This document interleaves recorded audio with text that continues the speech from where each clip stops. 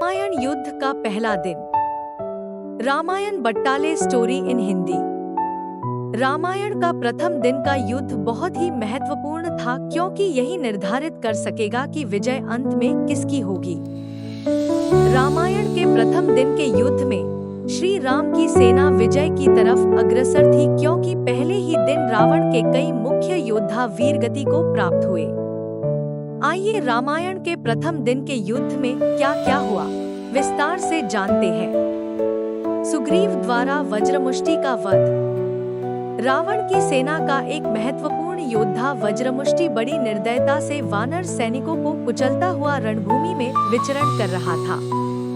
उसे देखकर सुग्रीव उसके सामने आकर रोक लेता है और अपने साथ युद्ध करने के लिए ललकारता है। चुनौती स्वीकार करके वज्रमुष्टि सुग्रीव से युद्ध करने लगता है और दोनों में भीषण युद्ध छिड़ जाता है। दोनों गदा से एक दूसरे पर प्रहार करने लगते हैं। बहुत देर तक गदा युद्ध करने यह बाद दोनों मल युद्ध करने लगते हैं। मल युद्ध में सुग्रीव बहुत कुशल थे, इसलिए उन्होंने कुछ ही समय में वज्रमुष्टि को पराजित कर दिया। हर हर महादेव का नारा लगाते हुए सुग्रीव ने वज्रमुष्टि को उठाया और दूर फेंक दिया, जिस कारण वज्रमुष्टि का अंत हो गया। ऋषभ जामवंत श्रीराम को सुग्रीव द्वारा वज्रमुष्टि के वध की सूचना देते हैं। हनुमान के हाथों सेनानायक दुर्मुख का वध। रावण की सेना में एक और महाभट्ट योद्धा था जिसका नाम दुर्मुख था।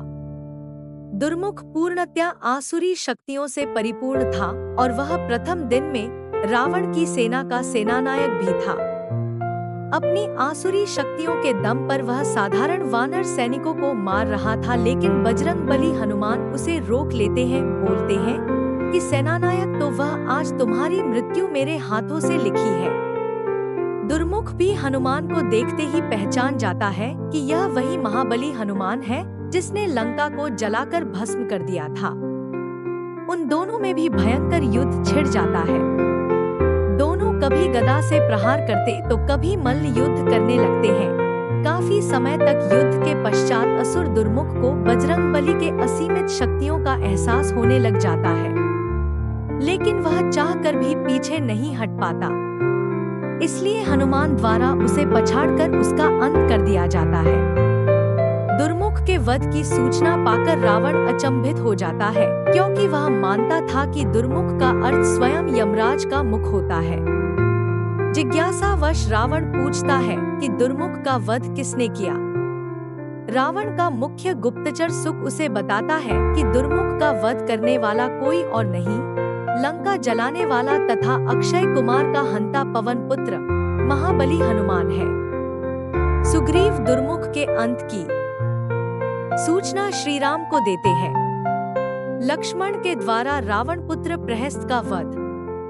रावण का छोटा पुत्र प्रहस्त भी पहले दिन युद्ध करने के लिए रणभूमि में आता है। प्रहस्त धनुर्विद्या में निपुण था तथा अपने मायावी तीरों से वानर सैनिकों का संहार कर रहा था। उसे देखकर लक्ष्मण जी को लगा कि शायद रावण खुद आ गया है, लेकिन विभीषण ने उनको बताया कि यह रावण नहीं बल्कि रावण का पुत्र प्रहस्त है। ये बड़ा ही मायावी तथा विकट योद्धा है, इससे युद्ध करना साधारण सैनिकों के बस की बात नहीं है। यह पूरी वानर सेना का अंत एक ही दिन में करने की क्षमता रखता है, इसलिए इससे रोकना अति आवश्यक है। विभीषण से प्रहस्त के पराक्रम की बात सुनकर लक्ष्मण जी कहते हैं, ठीक है, तो रावण के पुत्र के अहंकार को तोड़ने के लिए मैं स्वयं जाता हूँ। लक्ष्मण जाकर प्रहस्त को युद्ध के लिए ललकारते हैं। दोनों वीर कुमार में बाणों की जंग छिड़ जाती है। लक्ष्मण से युद्ध करते समय प्रहस्त ने एक मायावी बाण दूसरी तरफ वानर सैनिकों पर चला दिया, जिससे सैकड़ों वानर सैनिक मर गए। यह देखकर लक्ष्मण जी को रावण पुत्र प्रहस्त पर बहुत अधिक क्रोध आता है। तुम जीवित रहने के लायक नहीं हो, यह कहकर लक्ष्मण एक प्राणघातक बाण उस पर चला देते हैं। बाण लगते ही रावण पुत्र प्रहस्त वही ढेर हो जाता है। अपने पुत्र प्रहस्त की मृत्यु की खबर सुनकर रावण शौक स्तब्ध रह जाता है और क्रोधित होकर स्वयं युद्ध भूमि में जाकर अपने पुत्र के मृत्यु का बदला लेने की बात कहता है। लेकिन तभी मकराक्ष उन्हें रोक लेता है और कहता है कि महाराज मुझे जाने दीजिए, क्योंकि राम सबसे पहले मेरा शत्रु है। राम ने मेरे पिता खर का पंचवटी में वध किया था, इसीलिए सबसे पहले मुझे अधिकार है कि मैं राम से युद्ध करके उसका मस्तक काट कर अपनी माता के लिए लाऊं। इसलिए महाराज रावण, मुझे आज्ञा दीजिए कि मैं रणभूमि में जाकर राम से युद्ध करके उसका मस्तक काटकर अपनी माता के चरणों में डाल दूं। तभी मेरे प्रतिशोध की अग्नि शांत होगी। यह जानकर रावण खर के पुत्र मकराक्ष को युद्ध में जाने की आज्ञा देता है। श्री राम के द्वारा खर पुत्र मकराक्ष का वध। रावण से आज्ञा लेकर मकराक्ष युद्ध भूमि में आता है और श्री राम को ललकारने लगता है। उसकी ललकार सुनकर लक्ष्मण उसे रोक लेते हैं और बोलते हैं कि श्री राम से युद्ध करने से पहले तुम्हें मुझसे युद्ध करना पड़ेगा। पहले मुझसे युद्ध जीत लोगे तो श्री राम के भी दर्शन हो जाएंगे। तब मकराक्ष कहता है कि लक्ष्मण, मैं तुमसे नहीं बल्कि तुम्हारे भाई और मेरे पिता के हत्यारे राम से युद्ध करना चाहता हूँ। मैंने अपनी माता को वचन दिया है कि मैं युद्ध में राम का सर काटकर उनको सौंप दूंगा तथा उसके खोपड़ी में जल भरकर अपने पिता का दर्पण करूंगा, तभी मेरे मृत पिता खर की आत्मा को शांति मिलेगी। उसके ऐसी बातें सुनकर लक्ष्मण अंगद आदि उसका उपहास उड़ाने लगते हैं, लेकिन तभी श्री राम ने उन्हें रोक देते हैं, यह कहकर कि किसी के भी संकल्प का उपहास करना अच्छी बात नहीं है। तब श्री राम मकराक्ष से पूछते हैं कि तुम्हें मेरा मस्तक क्यों चाहिए और तुम कौन हो, अपना परिचय दो।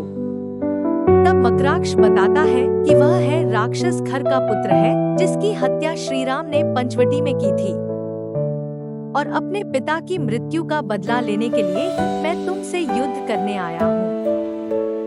श्री राम उसकी चुनौती को स्वीकार करते हैं और युद्ध करने लगते हैं।